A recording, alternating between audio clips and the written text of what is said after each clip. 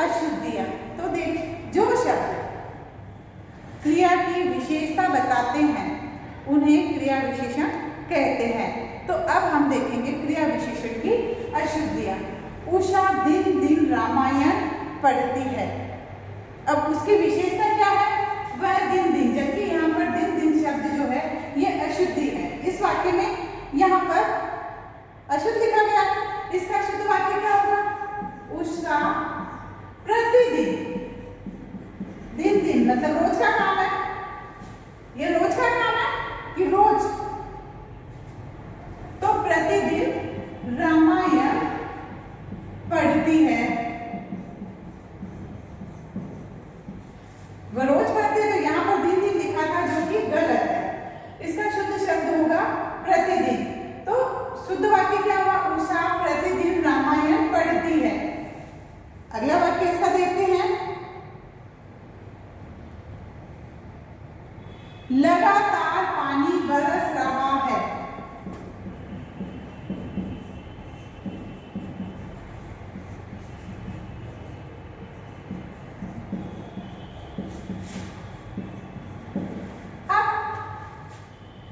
Definition के according जो शब्द क्रिया की विशेषता बताते हैं। अब क्रिया क्या हो रही है? बरसने की। और क्या बरस रहा? पानी। तब इसमें क्या आया? पानी और बरस, लगातार जो बारिश हो रही है वो लगातार हो रही है, तो पानी शब्द पहले आएगा, लगातार इसके बाद आएगा। पानी लगातार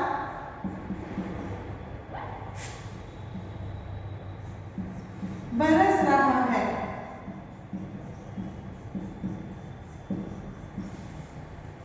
लगातार तो पानी बरसेगा नहीं, तो पानी जो है वो लगातार बरस रहा है, ये इसका शुद्ध वाक्य होगा।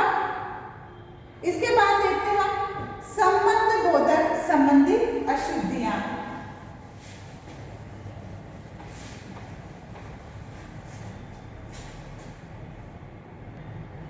अब पढ़ते हैं संबंध बोधक संबंधी अशुद्धियां, जहां पर वाक्य में, दो वाक्यों में आपस में संबंध बताया जाता है या संबंध देकर उन वाक्यों को जोड़ा जाता है। वह पेड़ से नीचे बैठा है। वह पेड़ से नीचे बैठा है। अब बच्चे बताइए कि वह पेड़ से क्या होता है? पेड़ से नीचे बैठा, पेड़ कहां तक फैला हुआ हमें क्या पता, उसके नीचे क्या बैठा जाता है? वाक्य के अकॉर्डिंग तो यही है कि पेड़ से हम नीचे बैठे हुए हैं, तो यह शुद्ध वाक्य है। इसका शुद्ध वाक्य क्या होगा? वह पेड़ के नीचे बैठा है।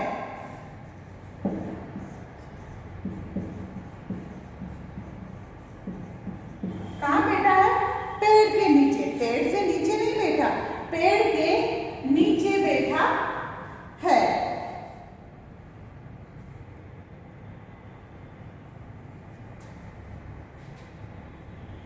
मैं चौराहे तक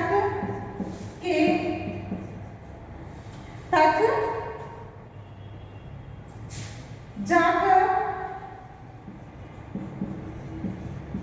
के आ गया। अब देखिए शब्द सही है क्या? मैं चौराहे तक जाकर के आ गया। गलत है। शुद्ध शब्द क्या होगा?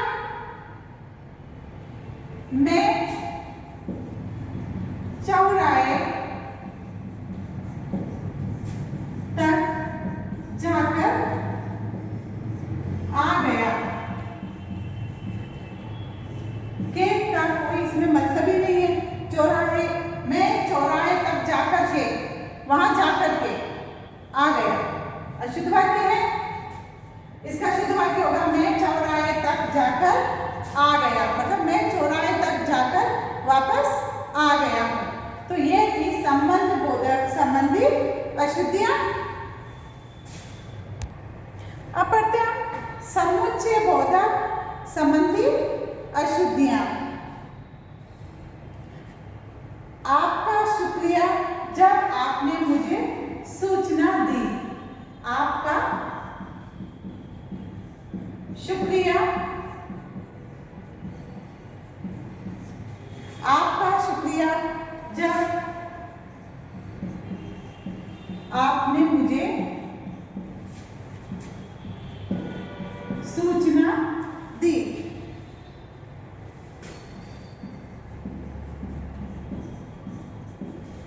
अब बताइए बच्चों, ये वाक्य अपना सही है क्या?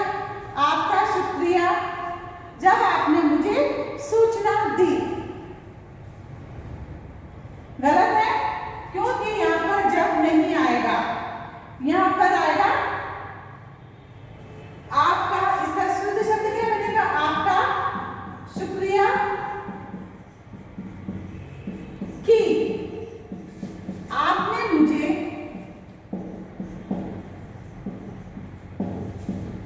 सूचना दी। यहां पर समुच्चय बोधक संबंधी अशुद्धि थी कि यहां पर ये जब नहीं आएगा।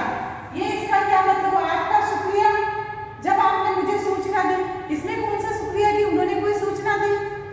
इसमें शुक्रिया क्या बोलना कि जब आपने मुझे सूचना दी। इसका गलत है वाक्य।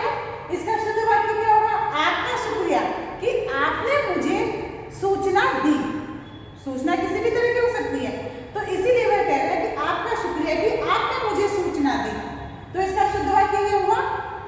अगला देखते हैं, जो लोभी है फिर वह साधु नहीं। जो लोभी है फिर वह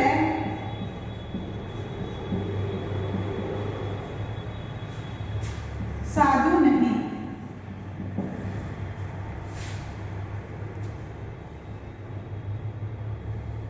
जो लोभी है फिर वह साधु नहीं। अब बच्चों बताइए, इसमें कौन सी अशुद्धि है कि क्या नहीं? कहाँ ये शब्द गलत है? ओके, फिर नहीं आना चाहिए। जो लोभी है वह साधु नहीं है, बिल्कुल सही बच्चों। शुद्ध वाक्य होगा इसका, जो लोभी है वह साधु नहीं है।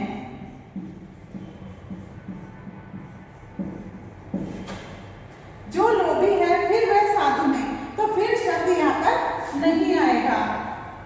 तो इसका शुद्ध वाक्य होगा, जो लोभी है वह साधु नहीं है।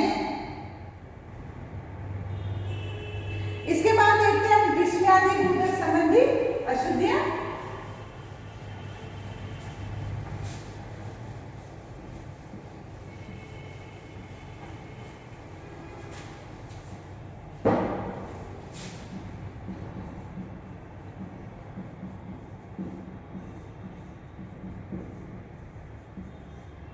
अब देखते हैं विषयादि बोधक संबंधी अशुद्धियां। बाप रे तुम्हारी माँ, बाप रे तुम्हारी माँ, तुम्हारी माँ कल स्वर्ग सिधार गई।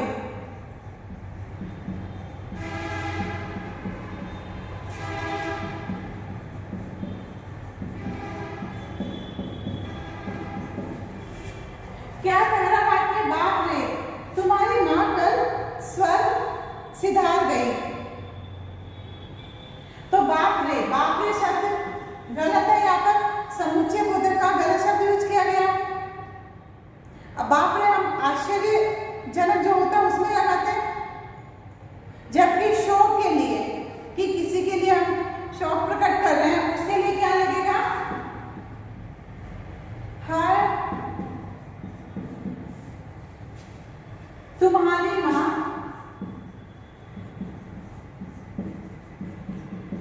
कल स्वर्ग सिधार गई।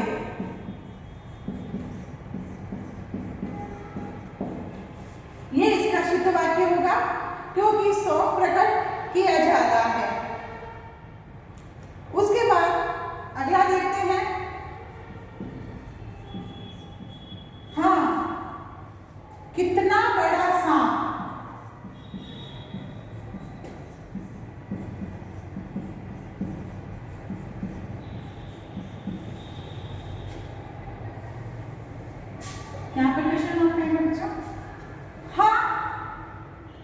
कितना बड़ा सांप। तो यहाँ पर एक डर वाली चीज हो रही है, आश्चर्य वाली चीज हो रही है कि सांप जो है वह कितना बड़ा है। तो यहाँ पर भी विस्मयादिबोधक संबंधी अशुद्धि दिखाई गई है। तो वाक्य क्या आएगा? बाप रे, आश्चर्य, बाप रे कितना बड़ा सांप।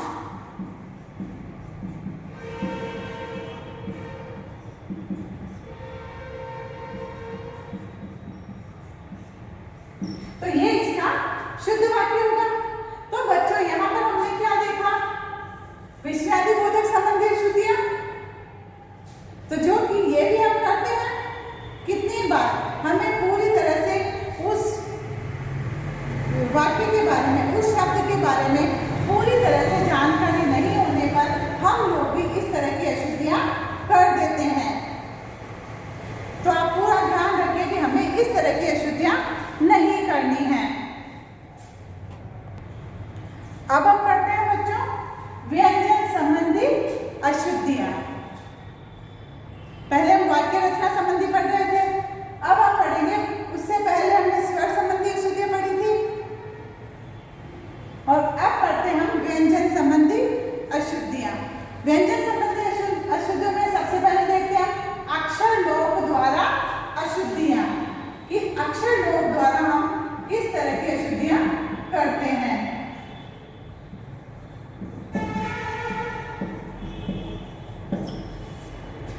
अब देखते हैं अक्षर लोप में अध्ययन।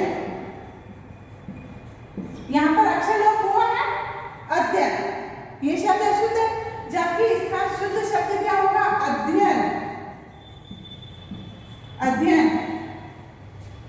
यहां पर एक ये जो था उसका लोप हो गया, जब इसीलिए ये शब्द जो था अशुद्ध अध्ययन हो गया और यहां पर हुआ अध्ययन।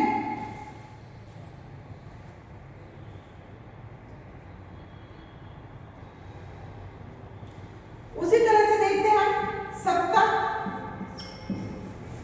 सप्ताह अशुद्ध शब्द है, इसका शुद्ध शब्द होगा सप्ताह है। तो यहाँ पर है का जो है वह लोप हुआ है। तो ये शब्द जो थे अशुद्ध है क्योंकि इसमें अक्षर लोप हुआ है। सप्ताह ये गलत था, इसका शुद्ध शब्द था सप्ताह है। पर्वती, यहां पर भी आ का लोप हुआ है और आ मिलाने पर हमारा शब्द बनता पार्वती, जो कि शुद्ध शब्द है। उसके बाद अगला देखते हैं ये के साथ संयोग की अशुद्धियां। अब हम देखेंगे ये संबंधी अशुद्धियां।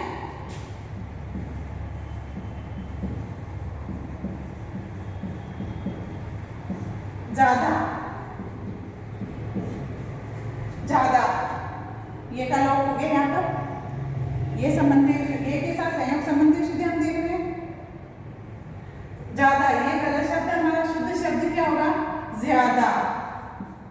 या यहाँ पर और जोड़ दिया, यहाँ जा आएगा और जे जो है ये हमारा आधा हो जाएगा, तो इसका शब्द क्या होगा? ज्यादा। राधे श्याम, राधे श्याम, उच्चारण में तो उसका उच्चारण सही कर रहे हैं, लेकिन हम लिखने में यहाँ पर गलती कर रहे हैं। इसका शुद्ध शब्द बनेगा राधे श्याम, श्याम। श्याम ना होकर शब्द बनेगा श्याम। उसी तरह हमने पहले भी देखा था ज्यादा, ज्यादा ना होकर शब्द क्या बना? ज्यादा।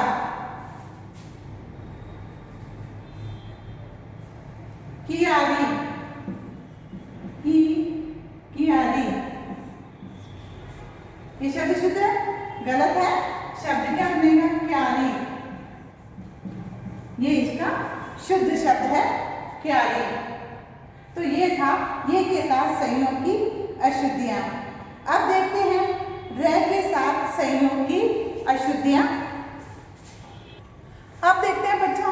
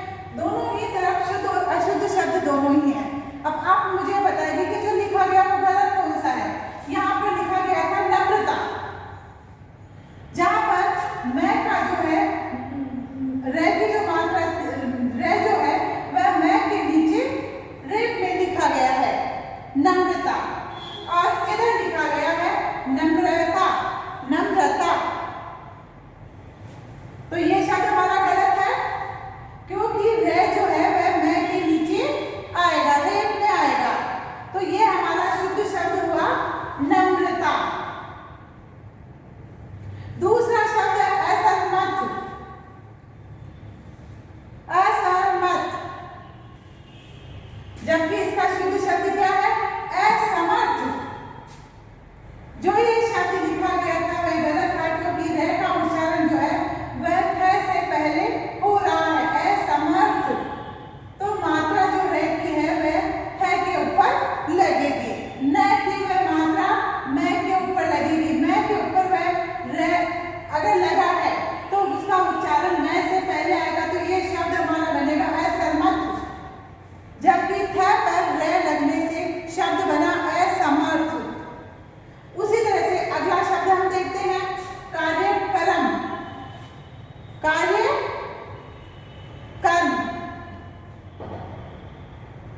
ये शब्द हमारा गलत है, कार्यक्रम लिखा हुआ है, जबकि इसका शुद्ध शब्द होगा कार्यक्रम।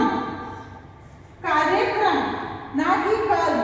यहाँ पर ये कर्म के ऊपर लगने से शब्द हुआ किसी काम के करने का, जो कि गलत है। कार्य भी वही हुआ और कर्म भी कार्य हुआ, तो समान दोनों। यहाँ पर जो रह है वह गलत है, रह आएगा क के नीचे, तो यहाँ पर ये शुद्ध शब्द बना हमारा कार्यक्रम। उसी तरह से यहाँ देखिए लिखा गया था भ्रम, भ के नीचे रह लगा हुआ है, तो ये शब्द बना था हमारा भ्रम। और दूसरा है भ्रम। अब बताइए बच्चों, इसमें सही शब्द कौन सा है, ये वाला या ये वाला? भ्रम, भ्रम, वेरी गुड। ये वाला शब्द जो है हमारा सही है। रह जो है वह भय के नीचे आ गया, न कि रह भ्रम में अलग आएगा। तो ये था हमारा भ्रम, ये शब्द हमारा शुद्ध हुआ। तो इस तरह से रह को दूसरे शब्दों के साथ लगाया जाता है। तो यहाँ हमने देखा रह के साथ संयोग की अशुद्धियां। इसके बाद देखते हैं हम क्ष और छ की अशुद्धियां।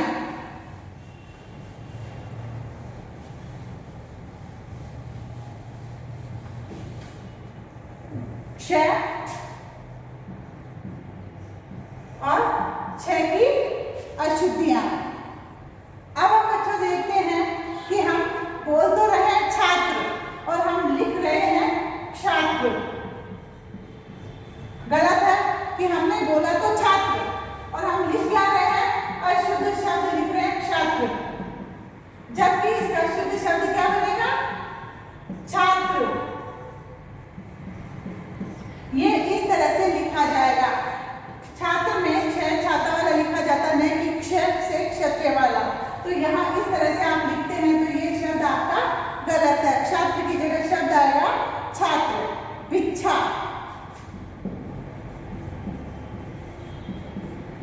अब यहाँ पर छा की जगह आप क्या लगाओगे, भिक्षा। ये आपका शब्द शुद्ध है? नहीं, शब्द क्या होगा हमारा, भिक्षा। कई बार आप उच्चारण में इस तरह की अशुद्धियां कर देते हैं और वही शब्द फिर आप लिखते हैं। क्षुद्र,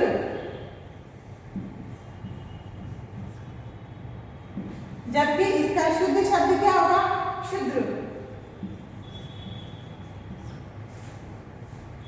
तो ये आप इस तरह की गलती अभी आप करते हैं छ और क्ष में। तो आपको क्ष और छ का उच्चारण बिल्कुल स्पष्ट करना है, तभी आप अपने शब्द की जो अशुद्धियां हैं उनको शुद्ध कर पाओगे।